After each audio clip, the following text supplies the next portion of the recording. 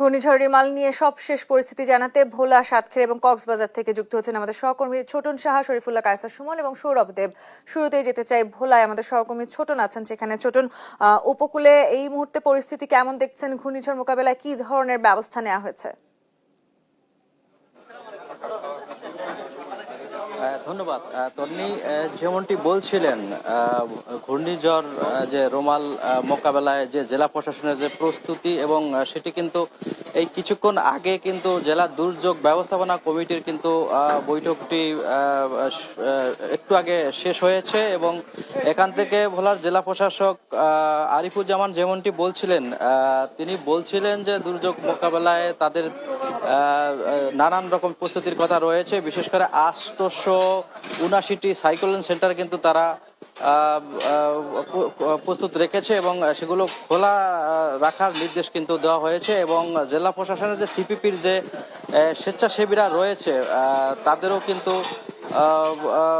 প্রস্তুত রাখা হয়েছে এবং আজকে আমরা দুপুর নাগাদ দেখেছি কোস্টগার্ডের একটি টিম কিন্তু উপকূলের বিভিন্ন এলাকায় মানুষদেরকে কিন্তু সচেতন করেছে এবং তাদেরকে সতর্ক থাকার জন্য বলেছে এবং মৎস্য বিভাগের পক্ষ থেকে আমরা জেনেছি, বলা হয়েছে যে যারা গভীর নদীতে এবং সমুদ্রে মাছ শিকারে গিয়েছে এবং তাদেরকে দ্রুত উপকূলে ফিরিয়ে আনার জন্য কিন্তু তারা প্রচার এবং মাইকিং কিন্তু করেছে। তো আমরা উপকূলে ঘুরে যেমনটি দেখতে পেয়েছি, আজকে কিন্তু সন্ধ্যা নাগাদ কিন্তু ভোলার উপকূল যে ঝোড়ো বাতাস এবং বৃষ্টিপাত হয়েছে এবং এর মধ্যে দিয়ে অনেকটা আতঙ্ক কিন্তু ছড়িয়ে পড়েছে। তো আমরা জেলা সিপিপির একজন কর্মকর্তার সাথে কথা বলবো। আমি জানতে চাইবো, এই যে ঘূর্ণিঝড় আসন্ন, এটা মোকাবেলায় আপনাদের কি ধরনের প্রস্তুতি নিয়েছেন?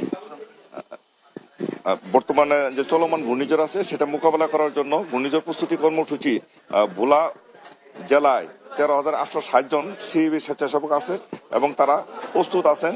যেহেতু এখন সিগন্যাল নাম্বার 3 চলে, সিগন্যাল বাড়ার সঙ্গে সঙ্গে তারা একটা করে পতাকা উত্তোলন এবং মেগাফোনের মাধ্যমে প্রচার করবে। ইতিমধ্যে তারা তাদের ইউনিয়নে মিটিং এবং উপজেলায় মিটিং সুসম্পন্ন করেছে এবং তারা শতভাগ প্রস্তুত রয়েছে।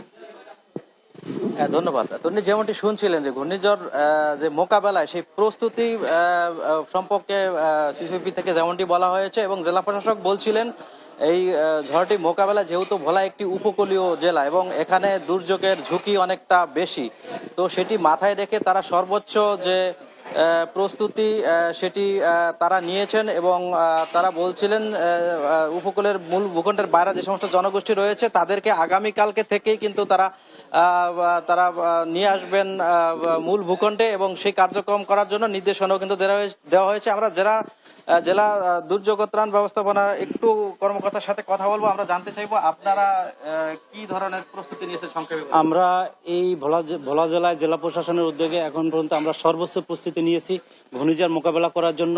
আমাদের পর্যাপ্ত পরিমাণ ত্রাণ সামগ্রী আছে। আমরা পরিস্থিতি পর্যবেক্ষণ করে আমরা এই ত্রাণ সামগ্রীগুলো আমরা উপজেলা কার্যালয়গুলোতে প্রেরণ করব।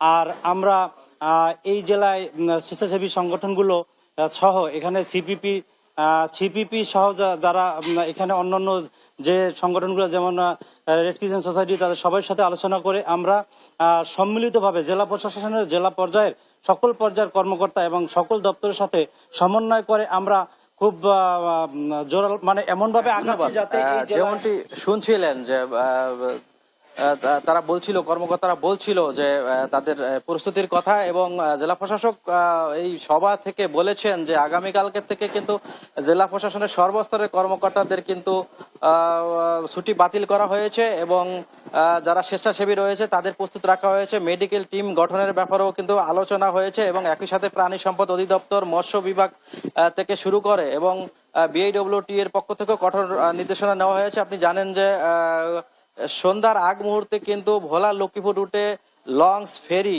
এবং যে স্পিড বোট রয়েছে সেগুলো কিন্তু চলাচল বন্ধ রেখেছে ঝুঁকি এড়াতে এবং একই সাথে এই সতর্কতা সংকেত যদি বাড়ানো হয় সেক্ষেত্রে তারা আরো কঠোর যে ব্যবস্থাগুলো নেওয়ার দরকার দুর্যোগ মোকাবেলায়, সেই ব্যবস্থা কিন্তু নেওয়ার কথা কিন্তু জানানো হয়েছে। এবং এ ছিল আমার কাছে ভোলাতে যে আসন্ন ঘূর্ণিঝড়কে কেন্দ্র করে যে প্রস্তুতি নেওয়া হয়েছে জেলা প্রশাসনের পক্ষ থেকে, তা নিয়ে সর্বশেষ তথ্য। ফিরে যাচ্ছি স্টুডিওতে তন্নির কাছে। তন্নি। ছোটন, আপনাকে ধন্যবাদ। দর্শক, আমরা যেতে চাই সাতক্ষীরায়।